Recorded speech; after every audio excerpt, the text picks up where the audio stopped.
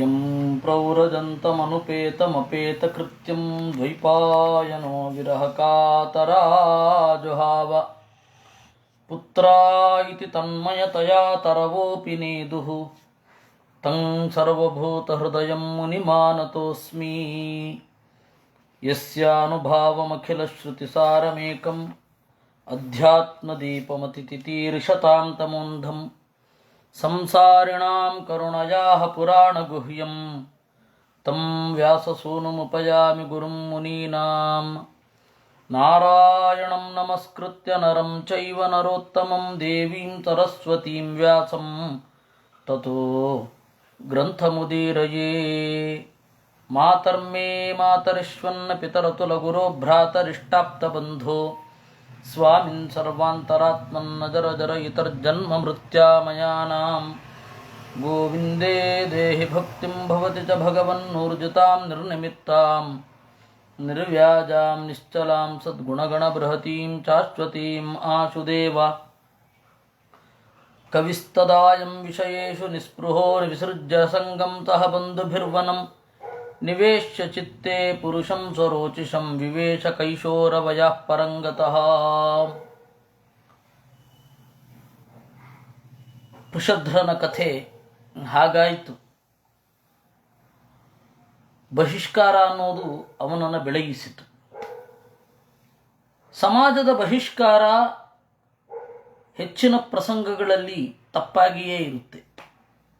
ಸಮಾಜ ಒಬ್ರಿಗೆ ಬಹಿಷ್ಕಾರ ಹಾಕುತ್ತೆ, ಸಾಮಾನ್ಯವಾಗಿ ಆ ಬಹಿಷ್ಕಾರ ತಪ್ಪಾಗಿ ಇರುತ್ತೆ. ಯಾಕೆಂದರೆ ಹೌದು, ಬಲವತ್ತರವಾದ ಅಪರಾಧ ಮಾಡಿದವರು ಬಹಿಷ್ಕೃತರಾಗಿ ಒಂದು ಕಡೆ ಸೇರಿಕೊಂಡ್ರು, ಅದು ಒಂದು ದೇಶವೇ ಆಯಿತು, ಯಾವುದು ಅಂತ ನಿಮಗೆ ಹೇಳಬೇಕಾಗಿಲ್ಲ.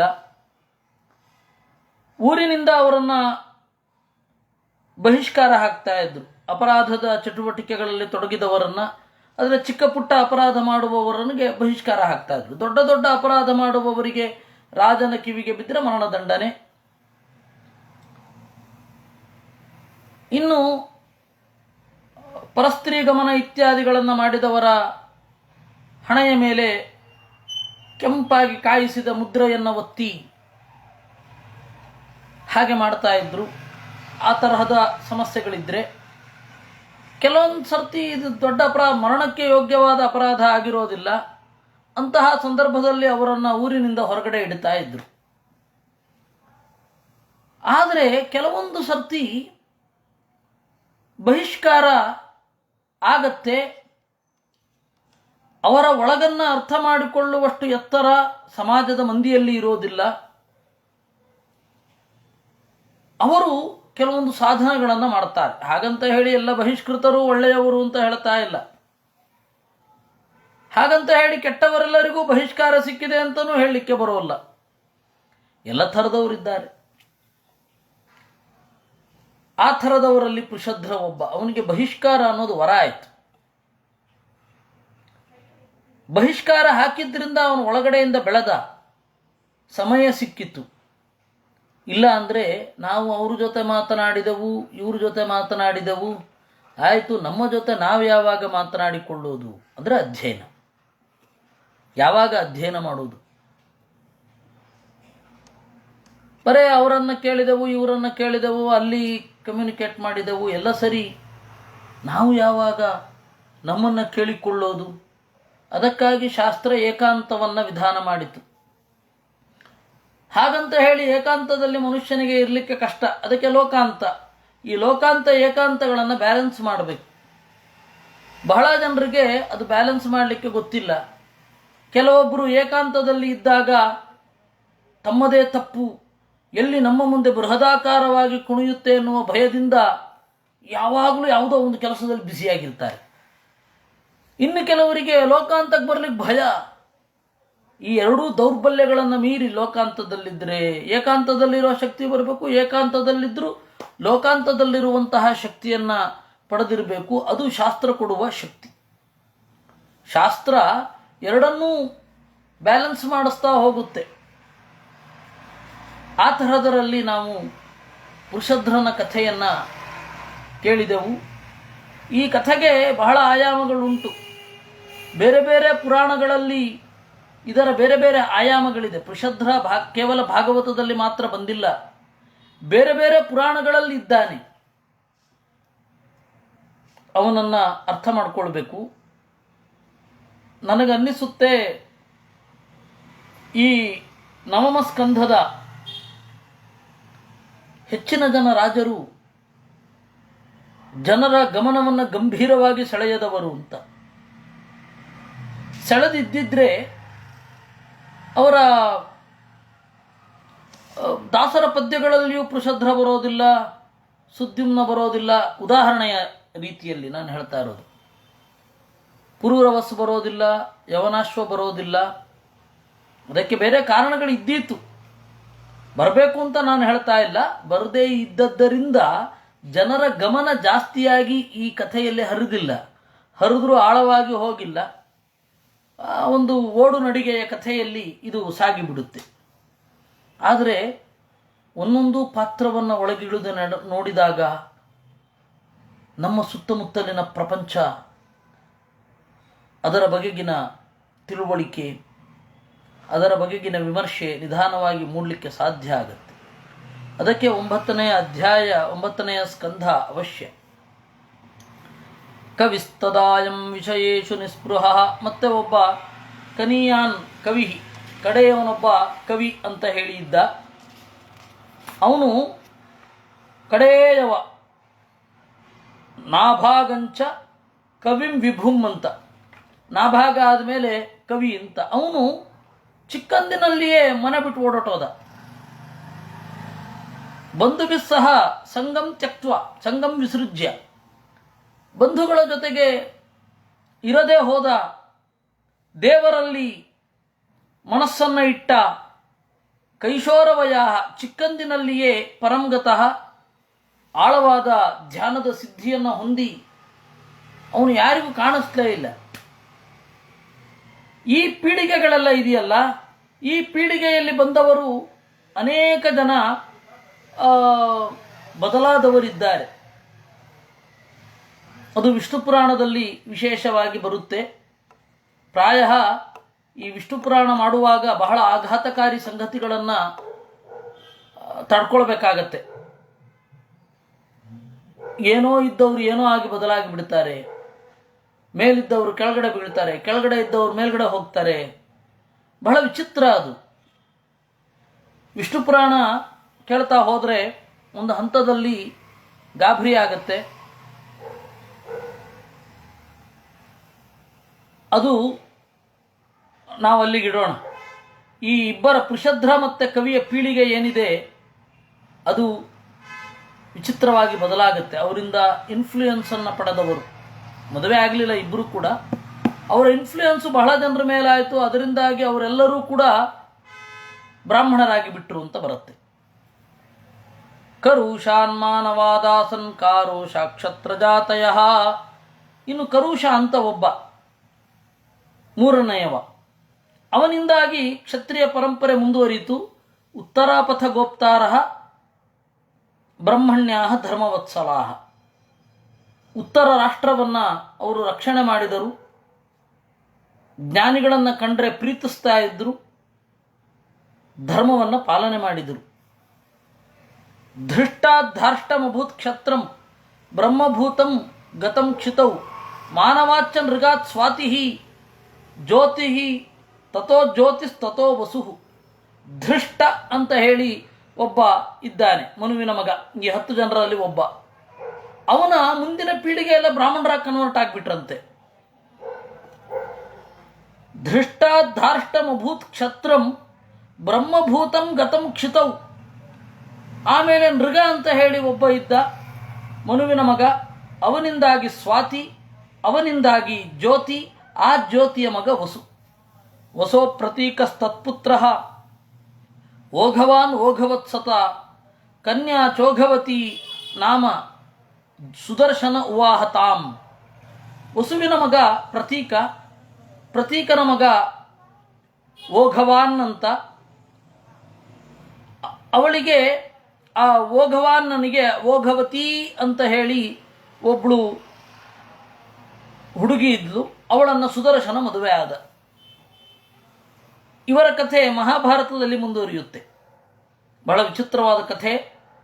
ಇದನ್ನೆಲ್ಲ ಕೇಳುವಾಗ ಗುಂಡಿಗೆ ಗಟ್ಟಿ ಮಾಡಿಕೊಳ್ಳಿ ಅಂತ ನಾವು ಹೇಳಬೇಕಾದ ಪರಿಸ್ಥಿತಿ ಇದೆ.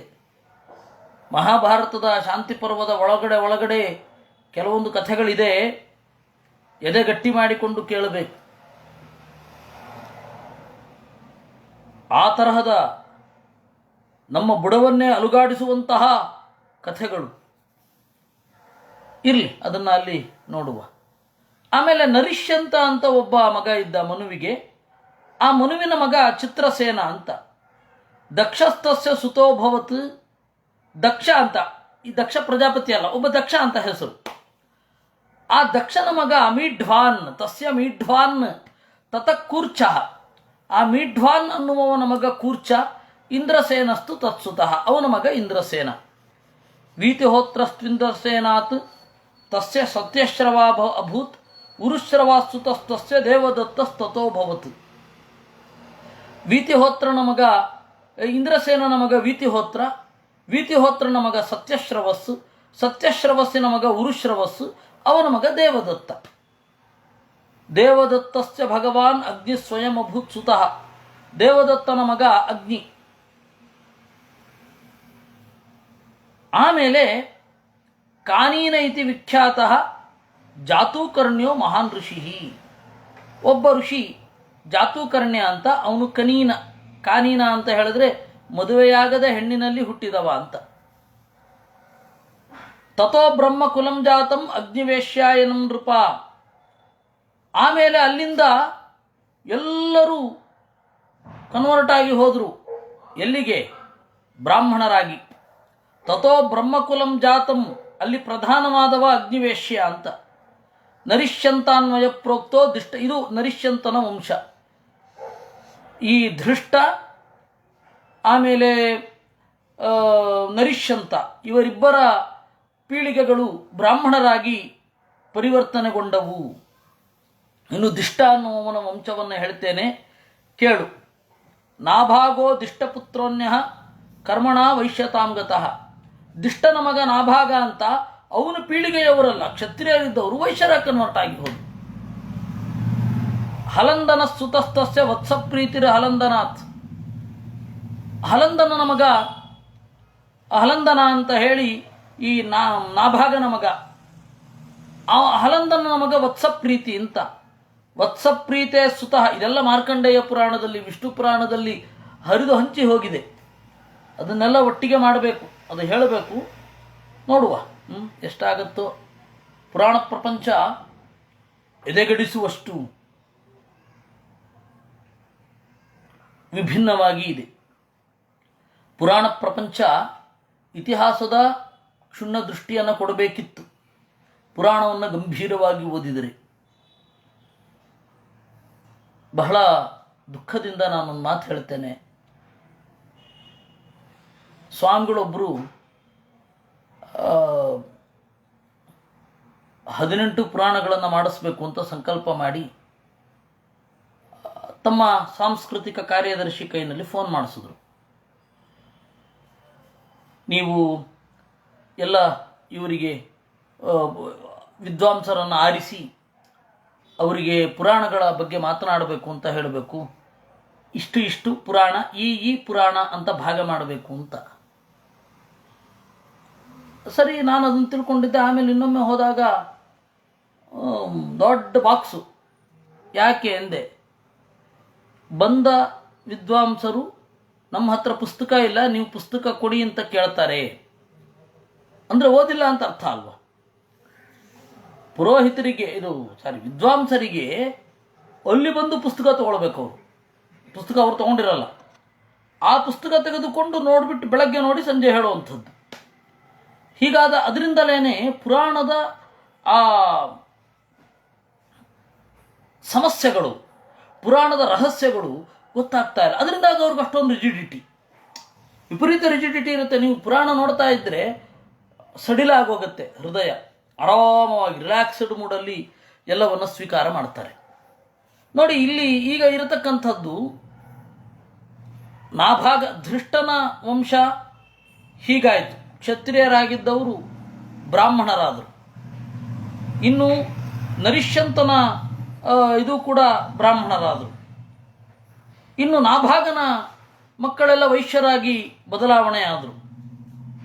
ಹೀಗಾಗಿ ಒಬ್ಬ ಒಂದು ರೀತಿಯಾಗಿ ಬದಲಾಗೋದು ಯಾಕೆ ಅಂತಂದರೆ ಒಂದು ಇನ್ನರ್ ಡ್ರೈವ್ ಒಂದಿರುತ್ತೆ, ಅದಕ್ಕನುಗುಣವಾಗಿ ಅವನು ಬದಲಾಗುವುದು.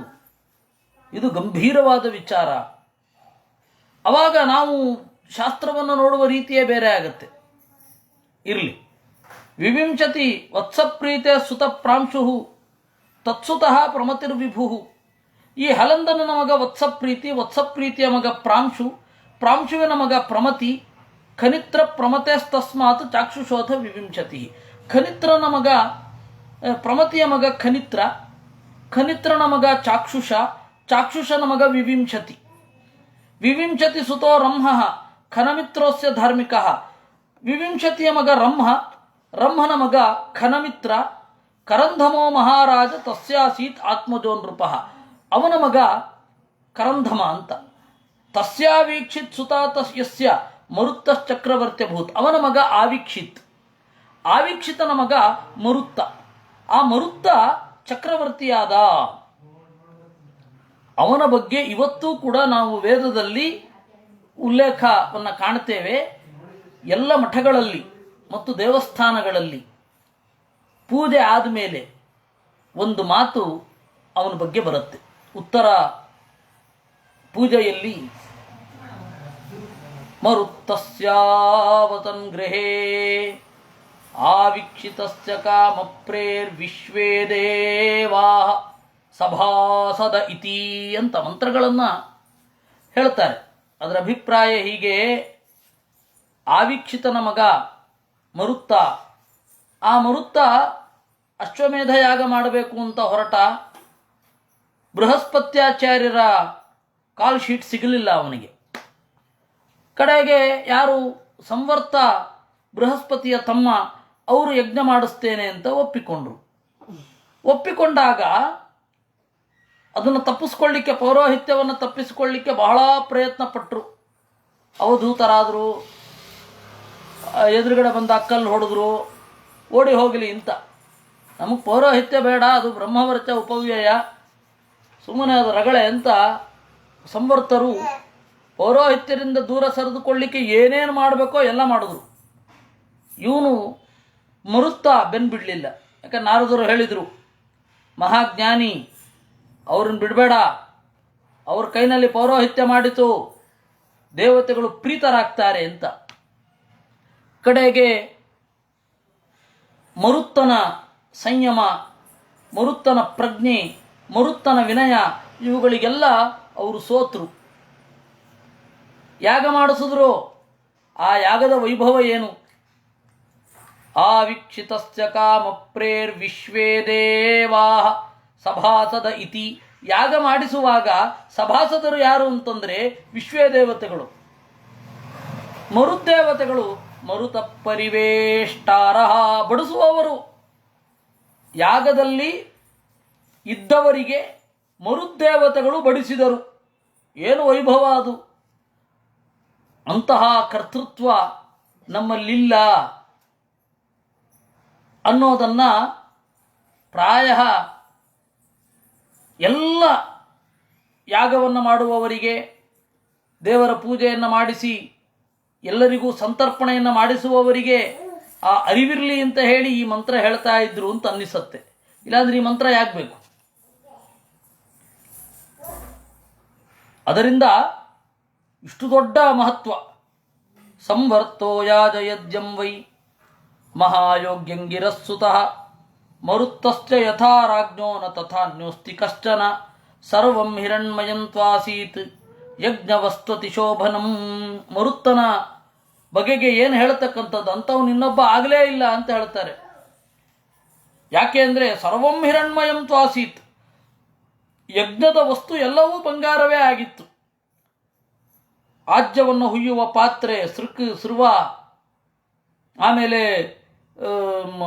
ನೆಲ, ಯಜ್ಞಶಾಲೆ, ಪಾತ್ರೆ ಎಲ್ಲವೂ ಬಂಗಾರಮಯ ಆಗಿತ್ತು. ಈ ತರಹದ ವೈಭವ ಪಾಂಡವರು ದೇವತೆಗಳು ಆಗಿದ್ದು ಬಿಟ್ಟರೆ ಮರುತ್ತಾನೆ.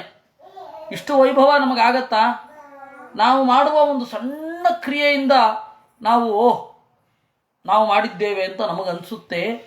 ಪ್ರಾಯ ಆ ತರಹದ ಅನ್ನಿಸಿಕೆಯನ್ನು ತಗ್ಗಿಸಲಿಕ್ಕೆ ಈ ಮಂತ್ರವನ್ನು ಹೇಳೋದು ಅಂತ ಅಂದುಕೊಂಡಿದ್ದೇನೆ ನಾನು.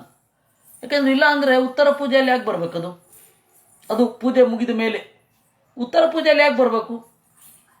ದೇವರಿಗೆ ಛತ್ರ ಚಾಮರ ವ್ಯಜನ ಈ ಅನುಪಚಾರಗಳನ್ನೆಲ್ಲ ನಾವು ನೀರಲ್ಲಿ ಸಮರ್ಪಣೆ ಮಾಡೋದು. ಏನು ಅದನ್ನೇ ಏನು ಕೊಡಲ್ಲ. ಛತ್ರಂ ಸಮರ್ಪಯಾಮಿ, ಚಾಮರಂ ಸಮರ್ಪಯಾಮಿ ಅಂತ, ವಸ್ತ್ರಂ ಸಮರ್ಪಯಾಮಿ ನೀರಲ್ಲಿ ಕೊಡೋದು. ನಮಗೆ ಅದೇ ಕೊಡಲಿಕ್ಕಾಗಲ್ಲ. ಅದರಿಂದಾಗಿ ನೀರಲ್ಲಿ ಕೊಡೋದು. ಆದರೆ ನಮಗೆ ಒಂದು ಅಹಂಕಾರ ಏರಬಾರದು, ಬೀಳಬಾರದು ಅಂತ ಹೇಳಿ, ಅಹಂಕಾರದಲ್ಲಿ ನಾವು ಬೀಳಬಾರದು ಅಂತ ಈ ಮಂತ್ರವನ್ನು ಹೇಳಬೇಕು ಅಂತ ಹಿರಿಯರು ಹೇಳಿದ್ದಾರೆ ಅಂತ ಅಂದುಕೊಳ್ಳೋಣ. ಅಮಾದ್ಯದಿಂದ್ರ ಸೋಮೇನ ದಕ್ಷಿಣಾಭಿರ್ದ್ವಿಜಾತಯ ಮರುತ ಪರಿವೇಷ್ಟಾರ ವಿಶ್ವೇ ದೇವಾ ಸಭಾಸದಃ. ಇದೇ ಮಂತ್ರವನ್ನು ನೇರವಾಗಿ ವೇದವ್ಯಾಸರು ಲೌಕಿಕ ಸಂಸ್ಕೃತದಲ್ಲಿ ಅನುವಾದ ಮಾಡಿಕೊಡ್ತಾ ಇದ್ದಾರೆ. ಇಂದ್ರ ಸೋಮದಿಂದ ಸಂತಸಗೊಂಡ, ಅಮಾದ್ಯದಿಂದ್ರ ಸೋಮೇನ ದಕ್ಷಿಣಾಭಿರ್ದ್ವಿಜಾತಯ, ದಕ್ಷಿಣೆಯಿಂದ ಬ್ರಾಹ್ಮಣರು ಸಂತಸಗೊಂಡರು. ಮರುತ ಪರಿವೇಷ್ಟಾರ, ಮರುದೇವತೆಗಳು ಬಡಿಸಲಿಕ್ಕೆ ನಿಂತರು. ವಿಶ್ವೇ ದೇವಾ ಸಭಾಸದಃ, ವಿಶ್ವೇ ದೇವತೆಗಳು ಆ ಯಾಗವನ್ನು ನೋಡುವವರಾಗಿ ನಿಂತರು. ಮರುತ್ತಸ್ಯ ದಮಃಪುತ್ರ ತಸ್ಯಾಸೀದ್ರಾಜವರ್ಧನ ಸುಧೃತಿಸ್ತತ್ಸುತೋ ಜಜ್ಞೆ ಸೌಧೃತೇಯೋ ನರಸ್ಸುತಃ. ಮರುತ್ತನ ಮಗ ದಮ, ದಮನ ಮಗ ರಾಜವರ್ಧನ, ರಾಜವರ್ಧನನ ಮಗ ಸುಧೃತಿ, ಸುಧೃತಿಯ ಮಗ ನರ. ತತ್ಸುತ ಕೇವಲಸ್ತಸ್ಮಾತ್ ಬಂಧುಮಾನ್ ವೇಗವಾನ್ ಸ್ತತಃ ಬುಧಸ್ತಸ್ಯಾಭವತ್ತಸ್ಯ ತೃಣಬಿಂದುರ್ಮಹಾಮಹೀಪತಿ. ಆ ನರನ ಮಗ ಕೇವಲ, ಕೇವಲನ ಮಗ ಬಂಧುಮಾನ್, ಆ ಬಂಧುಮಾನನ ಮಗ ವೇಗವಾನ್, ವೇಗವಾನನ ಮಗ ಬುಧ, ಬುಧನ ಮಗ ತೃಣಬಿಂದು. ಎಂಭೇಜೆ ಲಂಬುಸಾದೇವಿ ಭಜನೀಯ ಗುಣಾಲಯಂ ವರಾಪ್ಸರಾಯತ ಪುತ್ರಾ ಕನ್ಯಾ ಚೈಳಿಬಿಳಾಭವತ್. ಆ ತೃಣಬಿಂದು ಅನ್ನುವ ರಾಜನ ಜೊತೆಗೆ, ತೃಣಬಿಂದು ಅನ್ನುವ ರಾಜನ ಗುಣಕ್ಕೆ ಮೆಚ್ಚಿ ಸ್ವಯಂ ಅಲಂಬುಸ ಅಂತನ್ನುವವಳು ಬಂದ್ಲು. ಮೆಚ್ಚಿ, ಅಲಂಬುತ ಅಂತಂದ್ರೆ ಅವಳು ಅಪ್ಸರೆ. ಅಲ್ಲಿ ಹಲವಾರು ಜನ ಮಕ್ಕಳು ಹುಟ್ಟಿದ್ರು. ಒಬ್ಬಳು ಹುಡುಗಿ ಹುಟ್ಟಿದಳು, ಇಳಿಬಿಳ ಅಂತ ಅವಳ ಹೆಸರು. ಆ ಇಳಿಬಿಳ ಇದ್ದಾಳಲ್ಲ, ಆ ಇಳಿಬಿಳ ವಿಶ್ರವಸ್ಸನ ಹೆಂಡತಿಯಾದ್ಲು. ತೃಣಬಿಂದು ರಾಜನ ಮಗಳು ಇಳಿಬಿಳ. ಅಲ್ಲಿ ಹುಟ್ಟಿದವ ಕುಬೇರ. ಆಮೇಲೆ ಇನ್ನೊಬ್ಳು ಬಂದ್ಲು, ಅವಳು ರಾವಣನ ಹೆತ್ಲು. ಅದೇ ವಿಶ್ರವಸ್ಸಿನ ಮಗನೇ. ವಿಶ್ರವಸ್ಸಿನ ಮೊದಲ ಹೆಂಡತಿಯ ಮಗ ಕುಬೇರ, ಎರಡನೇ ಹೆಂಡತಿಯ ಮಗ ರಾವಣ. ಯಸ್ಯಾಮುತ್ಪಾದಯಾಮಾಸ ವಿಶ್ರವಾಶ್ಚ ಧನಾಧಿಪಂ ಪ್ರದಾಯ ವಿದ್ಯಾಂ ಪರಮಾಂ ರುಚಿರ ಯೋಗೇಶ್ವರ ಪಿತುಃ. ಹೀಗೆ ವಿಶ್ರವಸ್ಸಿನ ಮೊದಲ ಮಗ ಅಂದರೆ ಇಳಿಬಿಳ ಅನ್ನುವವಳ ಮಗ ಕುಬೇರ. ಅದಕ್ಕೆ ಕುಬೇರನನ್ನ ಐಳಿಬಿಳಿ ಅಂತ ಕರೀತಾರೆ. ಇಳಿಬಿಳೆಯ ಮಗ ಐಳಿಬಿಳಿ. ವಿಶಾಲ ಶೂನ್ಯ ಬಂಧುಶ್ಚ ಧೂಮ್ರಕೇಶಶ್ಚ ತತ್ಸುತಾ ವಿಶಾಲೋ ವಂಶಕೃದ್ರಾಜ ವೈಶಾಲೀಂ ನಿರ್ಮಮೇ ಪುರೀಂ. ಆ ಗಂಡು ಮಕ್ಕಳು ಯಾರು? ಇಳಿಬಿಳಾಲ ತಮ್ಮಂದಿರೋ ಅಣ್ಣಂದಿರೋ ಯಾರು? 3 ಜನ. ವಿಶಾಲ, ಶೂನ್ಯ ಬಂಧು, ಧೂಮ್ರಕೇಶ ಅಂತ. ಆ ವಿಶಾಲ ಒಂದು ಪಟ್ಟಣವನ್ನು ನಿರ್ಮಾಣ ಮಾಡಿದ. ವೈಶಾಲಿ ಅಂತ ಹೆಸರಾಯಿತು. ವಿಶಾಲ ನಿರ್ಮಿಸಿದ ಪಟ್ಟಣ, ಅದರಿಂದಾಗಿ ಅದು ವೈಶಾಲಿ ಅಂತ. ಹೇಮಚಂದ್ರ ಸುತಸ್ತಸ್ಯ ಧೂಮ್ರಾಕ್ಷಸ್ತಸ್ಯ ಚಾತ್ಮಜ ತತ್ಪುತ್ರ ಸಹದೇವಸ್ತು ಕೃಶಾಶ್ವಸಹದೇವಜ. ಆ ವಿಶಾಲನ ಮಗ ಹೇಮಚಂದ್ರ, ಹೇಮಚಂದ್ರನ ಮಗ ಧೂಮ್ರಾಕ್ಷ, ಧೂಮ್ರಾಕ್ಷನ ಮಗ ಸಹದೇವ, ಸಹದೇವನ ಮಗ ಕೃಶಾಶ್ವ. ಕೃಶಾಶ್ವಾತ್ ಸೋಮದತ್ತೋಭೂತ್ ಸೋಶ್ವಮೇಧೈರಿಡಸ್ಪತಿಂ ಇಷ್ಟ್ವಾ ಪುರುಷಮಾಪಾಗ್ರ್ಯಾಂ ಗತಿಂ ಯೋಗೇಶ್ವರಾಶ್ರಿತಾಂ. ಆ ಸೋಮದತ್ತ ಏನಿದ್ದಾನೆ ಅವನು ಅಶ್ವಮೇಧದಿಂದ ದೇವರನ್ನ ಹೋಮಿಸಿ ಸಿದ್ಧನಾದ. ಸೋಮದತ್ತಾತ್ತು ಸುಮತಿ ತತ್ಸುತೋ ಜನಮೇಜಯ. ಸೋಮದತ್ತನ ಮಗ ಸುಮತಿ, ಸುಮತಿಯ ಮಗ ಜನಮೇಜಯ. ಅವಾಗ ಜನಮೇಜಯ ಅಂತ ಅನ್ನೋದು ಕಾಮನ್ ನೇಮ್. ಈಗ ರಾಘವೇಂದ್ರ ಅಂತ ಇದ್ದಷ್ಟು ಕಾಮನ್ ನೇಮ್. ಜನಮೇಜಯ, ಅರಿಮೇಜಯ ಅಂತೆಲ್ಲ ಹೆಸರಿಡ್ತಾ ಇದ್ರು. ದುರ್ಯೋಧನ ಅದು ಕಾಮನ್ ನೇಮ್. ಅದು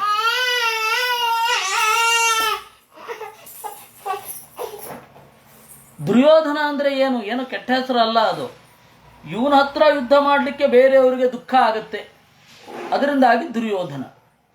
ಸುಯೋಧನ ಅಂದ್ರೆ ಅವನು ಬೇರೆಯವ್ರ ಹತ್ರ ಸುಲಭವಾಗಿ ಯುದ್ಧ ಮಾಡ್ತಾನೆ ಅಂತ, ಹಾಗೆ ಅದರ ನಿರ್ವಚನ.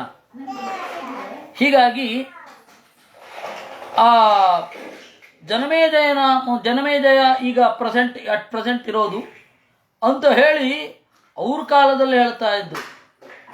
ತೃಣಬಿಂದೋರ್ ಯಶೋಧರಾಹ, ತೃಣಬಿಂದು ರಾಜನ ಮಕ್ಕಳು, ಅವರ ಸಂತತಿ ಹಾಗೆ ಇದೆ. ಇತಿ ಶ್ರೀಮದ್ಭಾಗವತೆ ನವಮಸ್ಕಂಧೆ ತೃತೀಯೋಧ್ಯಾಯ. ಶ್ರೀಶುಕ ಉವಾಚ ಶರ್ಯಾತಿರ್ಮಾನವೋ ರಾಜ ಬ್ರಹ್ಮಿಷ್ಠಃ ಸಂಬಭೂವ ಯೋ ವಾ ಅಂಗಿರತಾಂ ಸತ್ರೆ ದ್ವಿತೀಯ ಮಹರಧ್ಯಗಾತ್. ಶರ್ಯಾತಿ ಅಂತ ಒಬ್ಬ ರಾಜ. ಶರ್ಯಾತಿ ಮನುವಿನ ಒಬ್ಬ ಮಗ.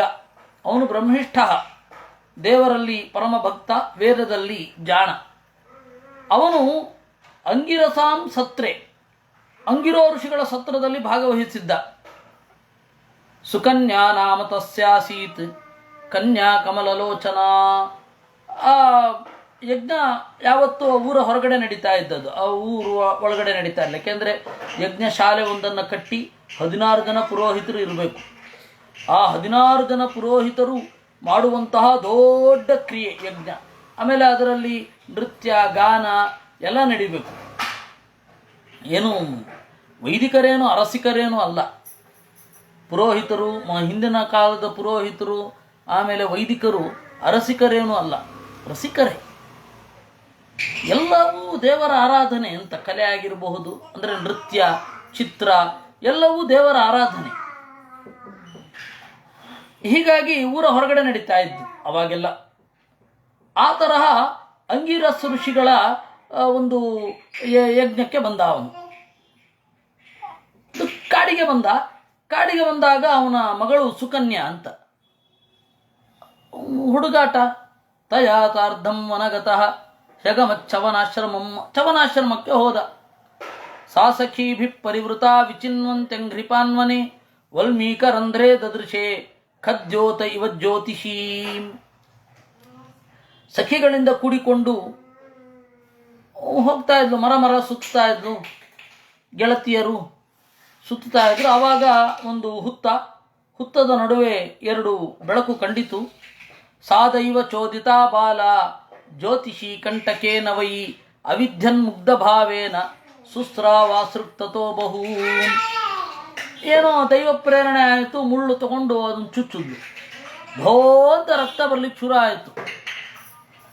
ಶಕ್ರನ್ಮೂತ್ರ ನಿರೋಧೋ ಭೂತ್ ಸೈನಿಕಾನಾಂಚ ತತ್ಕ್ಷಣಾತ್ ರಾಜರ್ಷಿಸ್ತಮುಪಾಲಭ್ಯ ಪುರುಷಾನ್ ವಿಸ್ಮಿತೋಬ್ರವೀತ್. ಸರಿ, ರಾಜನ ಸೈನಿಕರು ಯಾರಿದ್ದಾರೆ ಅವರಿಗೆ ಮಲಮೂತ್ರ ನಿರೋಧ ಆಗಿ ಹೋಯಿತು. ಅವಾಗ ರಾಜರ್ಷಿ ಅಂದರೆ ಶರ್ಯಾತಿ ಎಲ್ಲರನ್ನ ಕುರಿತು ಹೇಳಿದ. ಅಪ್ಯಭದ್ರಂ ನ ಯುಷ್ಮಾಭಿ ಭಾರ್ಗವಸ್ಯ ವಿಚೇಷ್ಟಿತಂ ವ್ಯಕ್ತಂ ಕೇನಾಪಿ ನಸ್ತತ್ರ ಕೃತಂ ಆಶ್ರಮ ದೂಷಣಂ. ನೀವ್ಯಾರೂ ಕೆಟ್ಟದ್ದನ್ನು ಮಾಡಿಲ್ಲ ತಾನೆ? ಅಪ್ಯಭದ್ರಂ ನ ಕೃತಂ. ಯಾಕೆಂದರೆ ಚವನ ಅವನ ಆಶ್ರಮವನ್ನು ದೂಷಣ ಮಾಡಿದರೆ ದೊಡ್ಡ ಸಮಸ್ಯೆ ಆಗತ್ತೆ ಅಂತ. ಸುಕನ್ಯಾ ಪ್ರಾಹ ಪಿತರಂ ಭೀತಾ ಕಿಂಚಿತ್ ಕೃತಂ ಮಯ ದ್ವೇ ಜ್ಯೋತಿಷಿ ಅಜಾನಂತ್ಯ ನಿರ್ಭಿಣ್ಣೆ ಕಂಟಕೇನ ವೈ ಅಂತ. ಸುಕನ್ಯಾ ಹೇಳಿದಳಂತೆ ತಂದೆಗೆ, ನನಗೇನು ಗೊತ್ತಿಲ್ಲ, ನಾನು ತಿರುಗಾಡ್ತಾ ಇರಬೇಕಾದ್ರೆ ಹುತ್ತದ ನಡುವೆ 2 ಬೆಳಕು ಕಂಡಿತು, ಏನೋ ಕುತೂಹಲ ಆಯಿತು, ಆ ಒಂದು ಮುಳ್ಳನ್ನು ತಗೊಂಡು ಚುಚ್ಚುಬಿಟ್ಟೆ, ರಕ್ತ ಬಂತು, ಓಡಿ ಬಂದೆ. ದುಹಿಸು ತದಗಂ ಕೃತ್ವ ಚರ್ಯಾತಿರ್ಜಾತ ಸಾಧ್ವತಃ ಮುನಿಂ ಪ್ರಸಾದಯಾಮಾತ ವಲ್ಮೀಕಾಂತರಹಿತಂ ಜನೈ. ಮಗಳ ತಪ್ಪನ್ನು ತಿಳಿದು ಭಯ ಆಯಿತು ಶರ್ಯಾತಿಗೆ. ವಲ್ಮಿ ಮುನಿಂ ಪ್ರಸಾದಯಾಮಾಸ. ಆ ಹುತ್ತದ ಒಳಗಡೆ ಇರುವ ಮುನಿಯನ್ನ ಒಲಿಸಿದ, ತಪ್ಪಾಯಿತು ಅಂತ. ತದಭಿಪ್ರಾಯಮಾಜ್ಞಾಯ ಪ್ರಾದಾದ್ದುಹಿತರಂ ಮುನೇ ಕೃಚ್ಛ್ರಾನ್ಮುಕ್ತಸ್ತಮಾಮಂತ್ರ್ಯ ಪುರಂ ಪ್ರಾಯಾತ್ ಸಹಾನುಗಃ. ಅವನ ಅಭಿಪ್ರಾಯ ಗೊತ್ತಾಯಿತು. ನಿನ್ನ ಮಗಳಿಂದಾಗಿ ನಾನು ಹೀಗೆ ಕಣ್ಣು ಕಳ್ಕೋಬೇಕಾಯ್ತು, ನಿನ್ನ ಮಗಳೇ ನನಗೆ ಕಣ್ಣಾಗಿರಬೇಕು ಅಂತ ಅವನ ಅಭಿಪ್ರಾಯ ಗೊತ್ತಾಯಿತು. ಆ ಹುಡುಗಿಯನ್ನು ಈ ಮುದುಕನ ಕೊರಳಿಗೆ ಕಟ್ಟಿ ಹೊರಟು ಹೋದ. ಸುಕನ್ಯಾಚ್ಚವನಂ ಪ್ರಾಪ್ಯ ಪತಿಂ ಪರಮಕೋಪನಂ ಪ್ರೀಣಯಾಮಾಸ ಚಿತ್ತಜ್ಞ ಅಪ್ರಮತ್ತಾನುವೃತ್ತಿಭಿ. ಸುಕನ್ಯಾ ಚವನನ ಹತ್ರ ಹೋದ್ಲು. ಅವನು ಪರಮಕೋಪಿಷ್ಠ, ಅವನ ಚಿತ್ತಜ್ಞ, ಅವನ ಮನಸ್ಸನ್ನು ಅರಿತು ಸೇವೆ ಮಾಡಿ ಅನುವೃತ್ತಿಭಿ ನಿರಂತರವಾಗಿ ಅವನ ಹತ್ರವೇ ಇದ್ದು ಪ್ರೀಣಯಾಮಾಸ ಅವನನ್ನು ಒಲಿಸಿದಳು. ಕಸ್ಯಚಿತ್ವಥ ಕಾಲಸ್ಯ ನಾ ಸತ್ಯಾವಾಶ್ರಮಂ ಗತೌ ಸಂಪೂಜಯಿತ್ವಾ ಪ್ರೋವಾಚ ವಯೋ ಮೇ ದತ್ತಮೀಶ್ವರವು.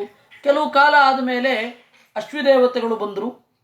ಅವರನ್ನು ಚೆನ್ನಾಗಿ ಒಲಿಸಿ ಆ ಇದು ಚವನ ಹೇಳಿದ, ವಯೋಮೇ ದತ್ತಂ, ನನಗೆ ಯೌವನವನ್ನು ಕೊಡ್ರಿ.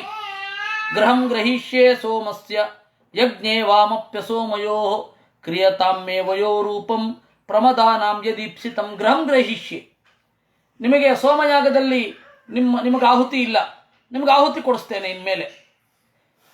ಅದರ ಪರಿಣಾಮ ಏನು ಅಂತಂದರೆ ನೀವು ನನಗೆ ಯೌವನ ಕೊಡಬೇಕು ಅಂತ. ಹೀಗೆ ಬಾರ್ಟರ್ ಸಿಸ್ಟಮ್ನಲ್ಲಿ ವಿನಿಮಯ ಆಯಿತು ಅಂತ ಒಪ್ಕೊಂಡ್ರು ಅವರು. ಪ್ರಮದಾನಾಂ ಯದೀಪ್ಸಿತಂ, ಹೆಣ್ಣು ಮಕ್ಕಳು ಇಷ್ಟಪಡುವಂತಹ ರೂಪ. ಬಾಢಮಿತ್ಯು ಚತುರ್ವಿಪ್ರಂ ಅಭಿನಂದ್ಯಭಿಚಕ್ತಮೌ ನಿಮಜ್ಜತಾಂ ಭವಾನಸ್ಮಿನ್ ಹೃದಯ ಸಿದ್ಧ ವಿನಿರ್ಮಿತೆ. ಬಾಢಮಿತ್ಯುಚತು ವಿಪ್ರಂ, ಆಯಿತು ಅಂತಂದ್ರು. ಹಾಗೆ ಅಂದು ಅಭಿನಂದ್ಯಭಿಷಕ್ತಮೌ, ಅವರಿಬ್ಬರು ವೈದ್ಯರಲ್ವೇ.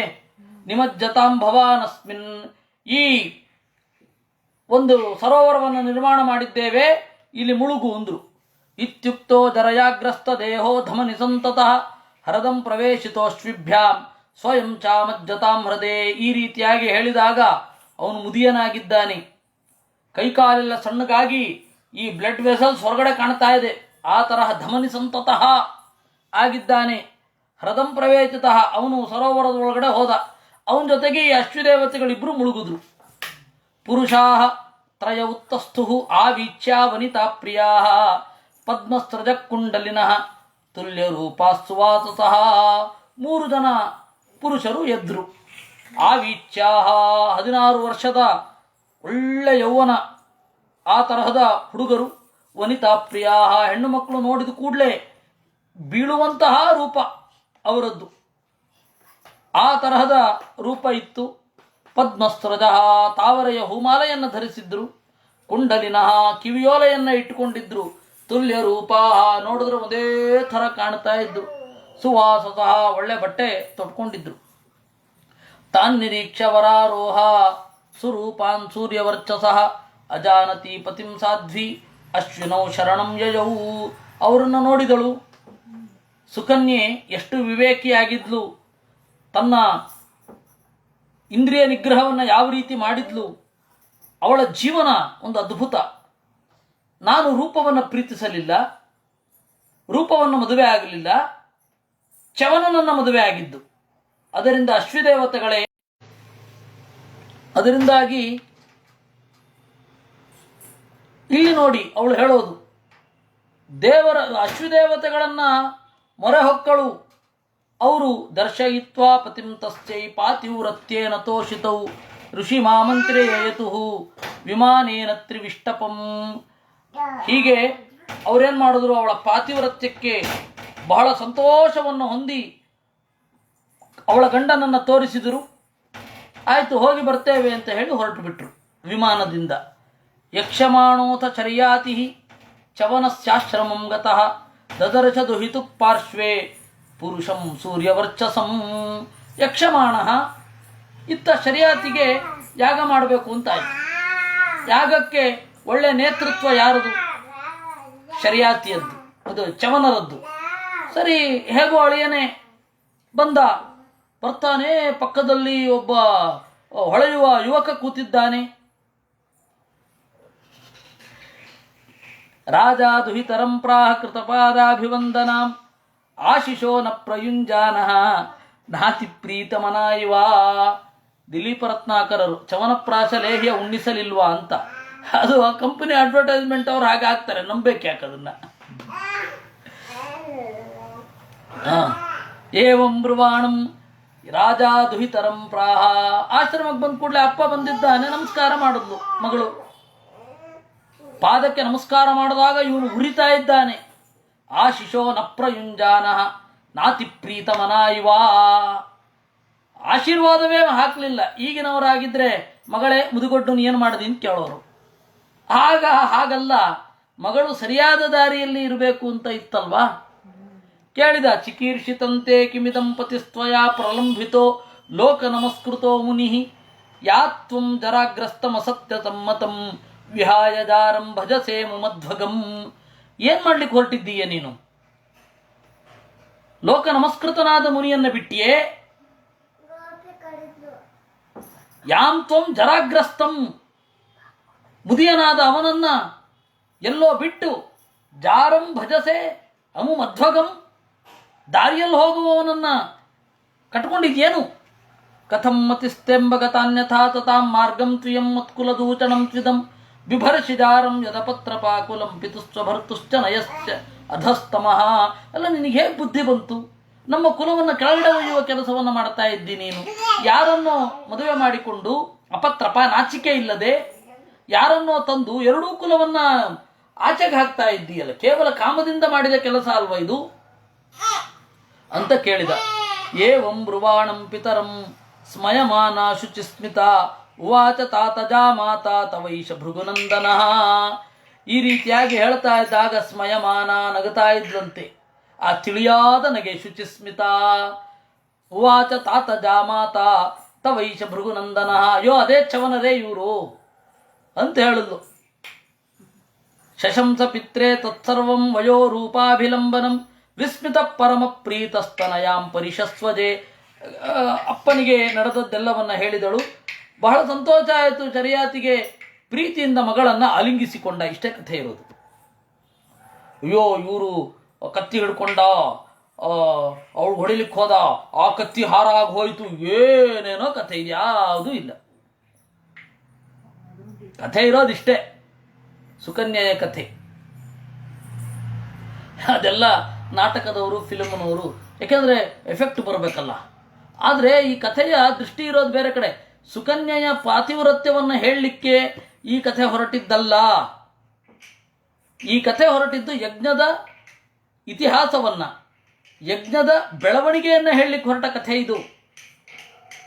ಆದರೆ ದುರಂತ ಅಂತ ಹೇಳಿದ್ರೆ, ಇದು ವೇದಾದಿಗಳಲ್ಲಿ ಸೂಕ್ಷ್ಮವಾಗಿ ತತ್ವದ ವಿವೇಚಕವಾಗಿ ಬರುವ ಕಥೆ ಇವುಗಳೆಲ್ಲ. ಪುರೂರವಸನ ಕಥೆ ಆಗಿರಬಹುದು, ಮತ್ತೆ ಇಲ್ಲಿಯ ಕಥೆ ಆಗಿರಬಹುದು, ಎಲ್ಲ. ಆದರೆ ಇದು ಪಾತಿವ್ರತ್ಯಕ್ಕೆ, ಯಾಕೆಂದ್ರೆ ಅವತ್ತಿನ ಕಾಲದಲ್ಲಿ ಜನರಿಗೆ ಬೇಕಾಯ್ತೇನೋ ಇದು. ಆದರೆ ಇರೋದಿಷ್ಟೇ, ಕಥೆ ಇರೋದಿಷ್ಟೇ. ಶಶಂಸ ಪಿತ್ರೇ ಸೋಮೇನ ಯಾಜಯನ್ ವೀರ ಗ್ರಹಂ ಸೋಮಸ್ಯ ಚಾಗ್ರಹೀತ್ ಅಸೋಮಯೋರಪ್ಯಶ್ವಿನೋ ಚವನಃ ಸ್ವೇನ ತೇಜಸಾ. ಸೋಮಯಾಗ ಮಾಡಬೇಕು ಅಂತ, ಸೋಮಯಾಗ ಮಾಡುವಾಗ ಅಶ್ವದೇವತೆಗಳಿಗೆ ಆಹುತಿ ಇರಲಿಲ್ಲ. ಆದರೆ ಚವನ ಮಾತು ಕೊಟ್ಟಂತೆ ಅಶ್ವದೇವತೆಗಳಿಗೆ ಸ್ವಾಹಾಕಾರ ಮಾಡಿದ್ದೆ. ವಸ್ತುತಃ ಆಚಾರ್ಯರು ನವಕೋಟ್ಯೋ ಹಿ ದೇವಾನಾಂ ಬ್ರಹ್ಮಣಿ ದ್ವೇಷತಾಧಿಕೆ ಅಂತ ಹೇಳ್ತಾರೆ. ನವಕೋಟ್ಯೋ ಹಿ ದೇವಾನಾಂ 9 ಕೋಟಿ ದೇವತೆಗಳಿರುವುದು. ಮಧ್ವಾಚಾರ್ಯರು ಭಾಷ್ಯದಲ್ಲಿ ಹೇಳಿದಂತಹ ಸಂಖ್ಯೆ 9 ಕೋಟಿ. 33 ಕೋಟಿ ದೇವತೆಗಳಿಲ್ಲ, ಇಲ್ಲ ಇಲ್ಲ 33 ಕೋಟಿ ದೇವತೆಗಳೇ ಇರೋದು. 9 ಕೋಟಿ ದೇವತೆಗಳೇ ಇರೋದು. ಹಾಗಾದ್ರೆ 33 ಕೋಟಿ ಅಂತ ಉಂಟಲ್ಲ, 33 ಬಗೆ ಅಂತ ಅದರ ಅರ್ಥ. ಆದರೆ ಅದನ್ನ ಸಂಖ್ಯೆಯಿಂದ ತಗೊಂಡ್ಬಿಟ್ಟಿದ್ದಾರೆ, ವಿಧಾನ ಅಂತ ತಗೊಂಡಿಲ್ಲ. ಅದಕ್ಕೆ ಎಲ್ಲೋ ಒಂದು ಕಡೆ ಮಾತ್ರ ಇರುವಂಥದ್ದು ಬಗೆ ಅಂತ. ಕೋಟಿ ಅಂದರೆ ಸಂಸ್ಕೃತದಲ್ಲಿ 100 ಲಕ್ಷ ಅಂತ ಹೇಗೆ ಅರ್ಥ ಇದೆಯೋ ಅದಕ್ಕಿಂತ ಮಿಗಿಲಾಗಿ ಕೋಟಿ ಅಂತಂದರೆ ಬಗೆ ಅಂತ. ಜುಕೋಟಿಕ ಸಂಶಯ ಅಂತಾರೆ. 2 ಕೋಟಿ ಸಂಶಯ ಅಂತ ಅರ್ಥ ಅಲ್ಲ, 2 ಆಪ್ಷನ್. ಕೋಟಿ ಅಂದರೆ ಆಪ್ಷನ್ ಅಂತ ಅರ್ಥ ಇದೆ, ಕೋಟಿ ಅಂತಂದರೆ ಬಗೆ ಅಂತ ಅರ್ಥ ಇದೆ, ಕೋಟಿ ಅಂತಂದರೆ ವಿಧಾನ, ಕೈಂಡ್ ಅಂತ ಅರ್ಥ ಇದೆ. ಇಷ್ಟು 2 ರೀತಿ, 2 ಕೈಂಡ್ಸ್ ಅಂತ ಹೇಳ್ತೇವಲ್ಲ, ಆ ತರಹದ ಅರ್ಥ ಕೋಟಿ ಅನ್ನೋದಕ್ಕಿರೋದು. ಕೋಟಿ 9 ಕೋಟಿಯೇ. ಹಾಗಾದರೆ ದಾಸರೆಲ್ಲ ಬರೆದಿದ್ದಾರಲ್ಲ 33 ಕೋಟಿ ದೇವರುಗಳು ಅಂತ. ಆಚಾರ್ಯರ ಮಾತಂತೂ ಆಗಿಲ್ಲ, ಅಷ್ಟೇ ನಾನು ಹೇಳ್ಬೋದು, ಮತ್ತಿನ್ನೇನಿಲ್ಲ. ಅದರಿಂದಾಗಿ ಅದರಲ್ಲಿ 102 ಮಂದಿ ಸೋಮಗ್ರಹ ಯೋಗ್ಯರು ಅಂತ ಭಾಷ್ಯದಲ್ಲಿ, ಬ್ರಹ್ಮಸೂತ್ರ ಭಾಷ್ಯದಲ್ಲಿ ಹೇಳ್ತಾರೆ. ಅದರಲ್ಲಿ ಅಶ್ವದೇವತೆಗಳಿದ್ದಾರೆ ಅಂದರೆ ಈಗ ಇರಲಿಲ್ಲ ನೋಡಿ. ಇದು ಮನ್ವಂತರದ ಆದಿ. ಮನ್ವಂತರದ ಆದಿಯಲ್ಲಿ ಯಜ್ಞ ಬದಲಾಗ್ತಾ ಇರುತ್ತೆ. ಪೂಜಾ ವಿಧಾನ ಅನ್ನೋದು ನಿರಂತರ ಬದಲಾವಣೆಯಾಗುವ ಪ್ರೊಸೆಸ್ ಅದು. ಯಾಕೆಂದರೆ ಆ ನಮ್ಮ ಪೂಜಾ ವಿಧಾನ ಅನ್ನೋದು ನಮ್ಮ ಪ್ರಜ್ಞೆಗನುಗುಣವಾಗಿ, ನಮ್ಮ ಅನುಸಂಧಾನಕ್ಕನುಗುಣವಾಗಿ ನಿರಂತರ ಬದಲಾವಣೆ ಆಗ್ತಾ ಇರುತ್ತೆ, ಒಂದೇ ರೀತಿ ಇರೋಲ್ಲ. ಹೀಗಾಗಿ ಸೋಮಯಾಗವದಲ್ಲಿ ಮೊದಲು ಅವ್ರಿಗಿರಲಿಲ್ಲ. ಯಾಕೆಂದರೆ ಅಲ್ಲಿ ತನಕ ಮೊದಲು ಸೋಮ ಆಹುತಿ ಯಾಗ ಇತ್ಯಾದಿಗಳನ್ನು ಮಾಡ್ತಾ ಇದ್ದವರು ಅಶ್ವದೇವತೆಗಳಿಗಿಂತ ದೊಡ್ಡವರು. ಇದಾದ ಮೇಲೆ ಮೊಟ್ಟ ಮೊದಲು ಅಶ್ವದೇವತೆಗಳಿಗಿಂತ ಚಿಕ್ಕವನೊಬ್ಬ ಇದನ್ನು ಮಾಡಿದ. ಯಾರು? ಹೋಮವನ್ನು ಮಾಡಿದ. ಹೋಮವನ್ನು ಮಾಡಿದ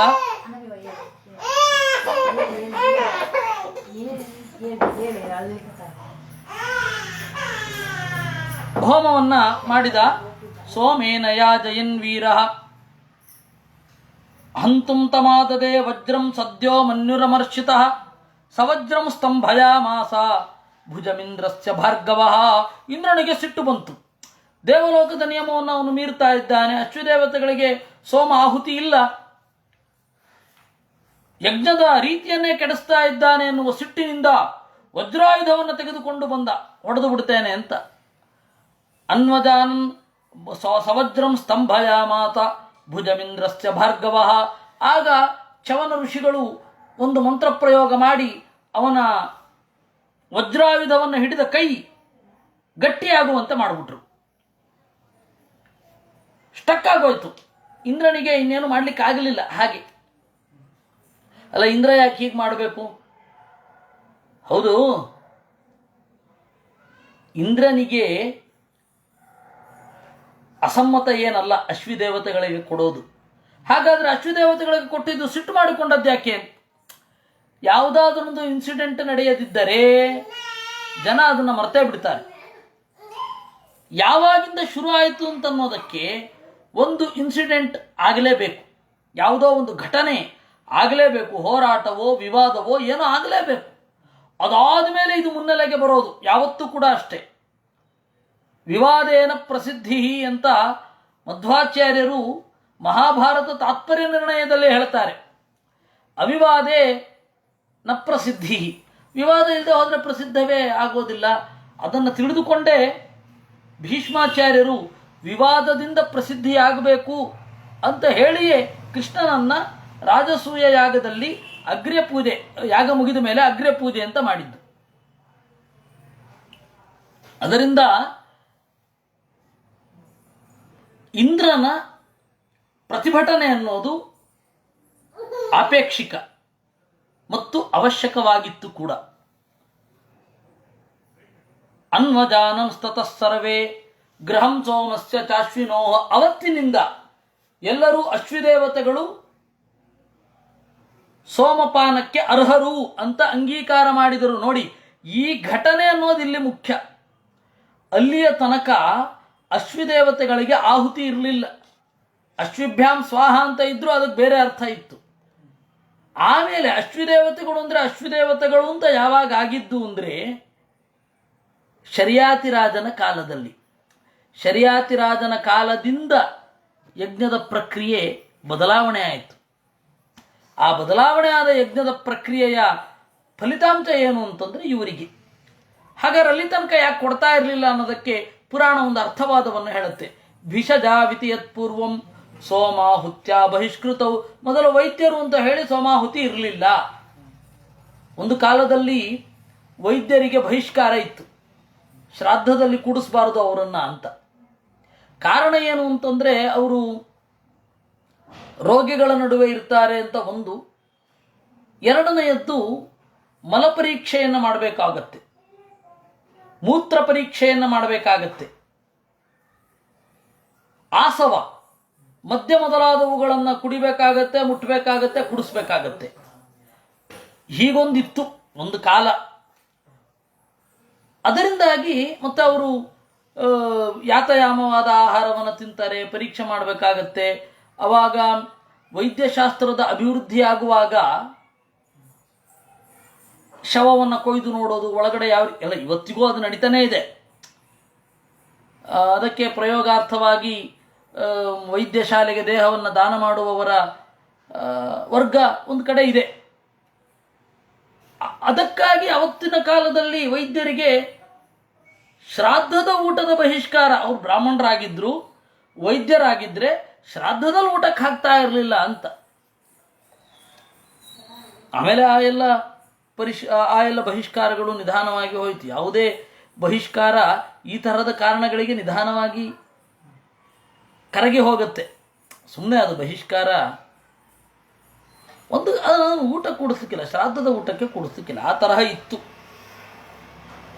ಆ ಅರ್ಥವಾದವನ್ನು ಇಲ್ಲಿ ತಂದು ಜೋಡಿಸ್ತಾರೆ. ಅಶ್ವದೇವತೆಗಳೇನು ಪೆಥಾಲಜಿಸ್ಟು ಅಥವಾ ಅವರು ಇವರನ್ನೆಲ್ಲ ಪರೀಕ್ಷೆ ಮಾಡಬೇಕಾಗಿಲ್ಲ, ಏನು ಶವವನ್ನು ಅಥವಾ ಇದೇನೋ ಮಾಡಬೇಕಾಗಿಲ್ಲ. ಹಾಗೇ ಅವರಿಗೆ ಅರ್ಥ ಆಗ್ತಾ ಇತ್ತು ಮನುಷ್ಯ ದೇಹದ ಕ್ರಮಗಳೆಲ್ಲ.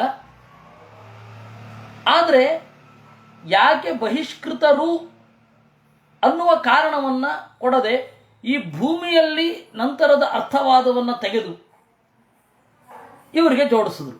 ನಾವೇನು ಅಂದ್ಕೊಳ್ಬೇಕು, ಓಹೋ ವೈದ್ಯರಿಗೆ ಬಹಿಷ್ಕಾರ ಇತ್ತು, ಅಶ್ವದೇವತೆಗಳು ಬಹಿಷ್ಕೃತರಾಗಿದ್ರು ವೈದ್ಯರಾದ್ದರಿಂದ ಅಂತ ನಾವು ಅಂದ್ಕೊಳ್ಬೇಕು. ವಸ್ತುತಃ ಇರೋದೇನು, ಇದು ತೀರಾ ಹಿಂದಿನ ಕಾಲ, ವೈವಸ್ವತ ಮನ್ವಂತರದ ಆದಿಮ ಕಾಲ, ಮೊದಲ ಕಾಲ. ಹೋಮ ಮಾಡಿದವರೆಲ್ಲ ಅಶ್ವದೇವತೆಗಳಿಗಿಂತ ದೊಡ್ಡವರು ಇರ್ತಾರೆ. ಅದರಿಂದಾಗಿ ಅವರು ಅಶ್ವದೇವತೆಗಳಿಗೆ ಹೋಮ ಮಾಡಿರಲ್ಲ, ಕೊಟ್ಟಿರಲ್ಲ ಆಹುತಿ. ಯಾವಾಗ ಅಶ್ವದೇವತೆಗಳಿಗಿಂತ ಚಿಕ್ಕವರು ಹೋಮ ಮಾಡಲಿಕ್ಕೆ ಶುರು ಮಾಡ್ತಾರೆ, ಅವಾಗಿನಿಂದ ಅಶ್ವದೇವತೆಗಳ ಹೆಸರನ್ನು ಸೇರ್ಪಡೆ ಮಾಡಬೇಕು. ಸೇರ್ಪಡೆ ಮಾಡುವಾಗ ಒಂದು ದೊಡ್ಡ ಘಟನೆ ಆಗಬೇಕು. ಆ ಘಟನೆ ಆಯಿತು, ಅಷ್ಟೇ ಇರೋದಿಲ್ಲಿ. ಅದರಿಂದಾಗಿ ಭಿಷಜಾವಿತಿ ಯತ್ಪೂರ್ವಂ ಸೋಮಾಹುತ್ಯ ಬಹಿಷ್ಕೃತವು. ಇಷ್ಟು ಕಥೆಯನ್ನು ನಾವಿಲ್ಲಿ ನೋಡಿದ್ದೇವೆ. ಈ ಶರಿಯಾತಿಯ ಗಂಡು ಮಕ್ಕಳು ಯಾರು, ಇದರಲ್ಲಿ ಹೆಚ್ಚಿನ ಕಥೆಗಳು ಯಜ್ಞದ ಪರಿಷ್ಕಾರಕ್ಕೆ ಸಂಬಂಧಪಟ್ಟ ಕಥೆಗಳು, ಭಾಗವತದ 9ನೇ ಸ್ಕಂಧದಲ್ಲಿ ಇರುವಂಥದ್ದು. ನೋಡೋಣ. ಕೃಷ್ಣಾರ್ಪಣ.